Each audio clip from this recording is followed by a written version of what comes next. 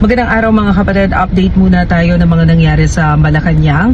Katatapos lamang ng naging pulong ni Pangulong Bongbong Marcos kay US Secretary of State Marco Rubio. Nangyari ang pulong na ito isang araw matapos ipatawag ni Pangulong Marcos si Chinese Ambassador to the Philippines para nga mapag-usapan yung tungkol sa nangyaring pananakit ng China Coast Guard sa personnel ng Philippine Navy dyan sa may Ayungin Shoal.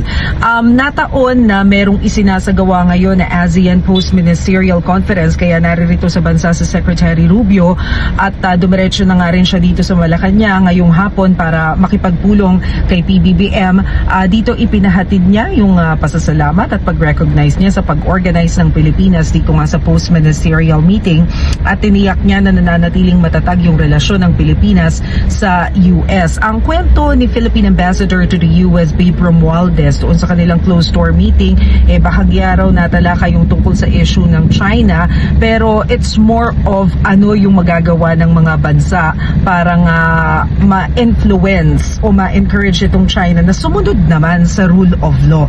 Pero pagdating doon sa issue na nangyari sa Ayungin Shoal, mukhang ibang meeting daw yan mapapag-usapan. Pero napag-usapan din ng dalawang leader yung tungkol sa Pax Silica Framework. Ito yung kasunduan sa pagitan ng Pilipinas at ang Amerika para magtayo ng artificial intelligence hub dyan sa may New Clark City na inaasahang makakatulong ng malaki sa ekonomiya ng Pilipinas. But after this meeting, umaasa rin ang Pilipinas na bibisita si US President Donald Trump dito sa ating bansa come November. Sa November kasi gagawin yung ASEAN Leader Summit kung saan hindi na lang yung mga members ng ASEAN yung dadalo, kasama na rin dyan yung mga ASEAN partner countries kagaya ng US, ng China, ng New Zealand, ng Australia at iba pang mga bansa. At yan muna ang pinakahuling balita mula sa Malacanang. Ako po si Maricel Halili.